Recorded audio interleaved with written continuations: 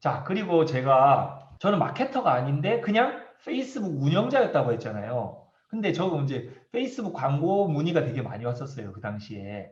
저한테 글 하나 써주면 얼마를 주겠다. 뭐 이런 식의 광고 의뢰가 뭐 수십만 명한테 퍼져지니까 많은 의뢰가 들어왔을 거 아니에요? 제가 어떻게 갑자기 진짜 본격적으로 제대로 된 손님을 만날 수 있었느냐? 그거는 블로그를 하면서부터였습니다. 그러니까 저는 원래 의도는 내가 마케팅을 하려고 아니면 마케터가 되려고 한 게 아니라 어떻게 하면 페이스북에다가 더 문의를 많이 받을까? 돈을 벌어야 되니까. 생각하다가 누군가한테 블로그라는 걸 들은 거예요. 아, 이거 어떻게 쓰면 좋을까라고 생각했는데 그때 제가 쓴 블로그가 이런 식이었습니다. 시리즈로 글을 썼어요. 근데 이 시리즈는 사실은 뭐 좀 깊은 이제 어떻게 보면 제목 하나를 잡을 때도 조금 당시에는 생각을 되게 많이 하고 쓴 거죠. 예를 들어서 SNS 마케팅 파헤치기 일부 해가지고는 왜 SNS 마케팅인가? 두 번째는 SNS 마케팅 성공 사례, 3분 게시물 조회 늘리는 법이라고 했는데 이게 다 키워드예요. 네이버 검색 조회수 들어가 보면은 이게 다 각각 굉장히 검색 조회수가 많았습니다. 그 당시에는. SNS 마케팅이 이제 막 뜨고 있는 시기였기 때문에 이게 막 엄청난 거라는 거를 막 보여주면서 누가 나한테 전화하면은 너도 이런 주인이 될 수 있어. 막 이런 느낌이죠. 야, 나도처럼. 야, 너도 될 수 있어. 이런 식으로 이제 쓴 건데 이 글 세 개를 쓰고 있잖아요. 얼마나 많은 변화가 일어났냐면은 홍콩에 가가지고 초청 강의도 하고요. 그리고 병원 원장님들도 한 네다섯 분을 만난 것 같아요.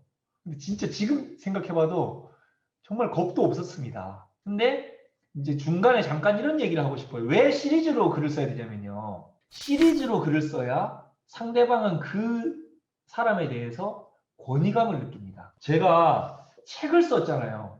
이 책을 썼기 때문에 아마 여러분은 저한테 마케팅에 대한 권위감을 느끼셨을 거예요.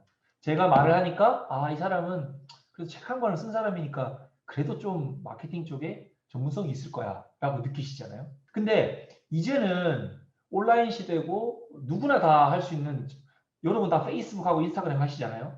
인스타그램도 하나의 여러분의 잡지예요, 잡지. 여러분만의 신문이 될 수도 있는 거고요. 블로그도 그렇습니다. 누구나 다 내가 내 책을 발간할 수 온라인 책을 발간할 수 있게 된 겁니다. 근데 이제는 더 심해져가지고 누구나 다 1인 방송국을 차릴 수 있게 됐죠. 유튜브를 할 수 있잖아요. 옛날에는 이렇게 스트리밍 해가지고 막 자기 말하는 거 실시간으로 말하려면은 수억 원의 장비가 있어야 했다는 거예요. 근데 지금은 다 할 수 있게 됐잖아요. 근데 이런 상황에서는 누구나 권위감을 더더욱 느껴야 되는데 권위감을 누구나 다 이렇게 창출할 수 있어야 되는데 그러려면 제일 좋은 방법이 한 분야를 되게 깊이 파는 겁니다.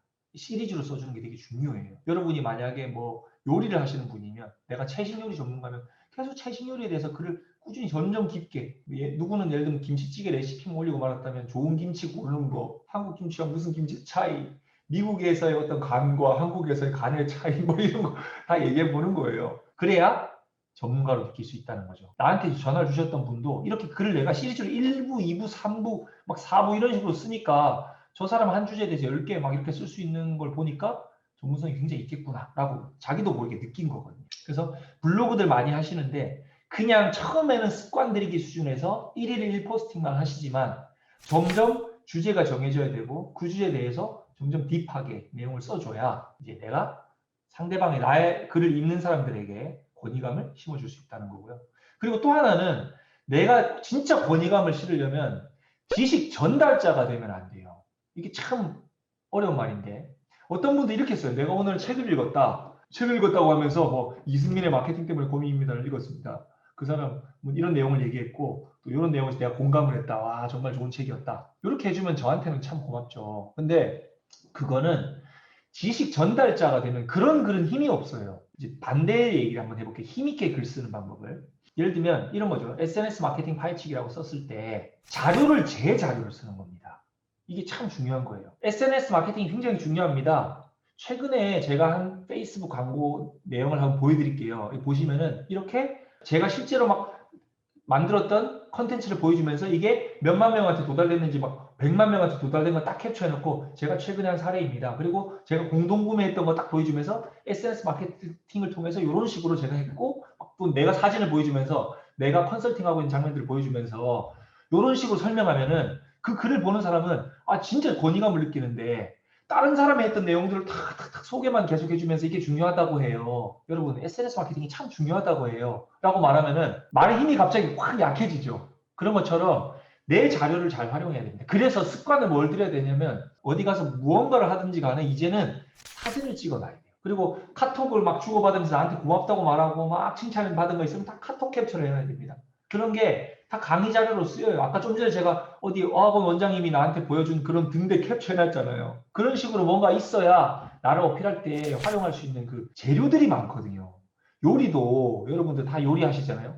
재료가 많아야 요리할 수 있는 선택지가 많잖아요. 재료가 없으면 요리할 게 없어. 김치밖에 없으면 김치찌개, 김치볶음밥밖에 못 하잖아요. 뭐가 재료가 많아야 됩니다. 항상 자료화하는 습관을 가지셔야 됩니다. 아시겠죠?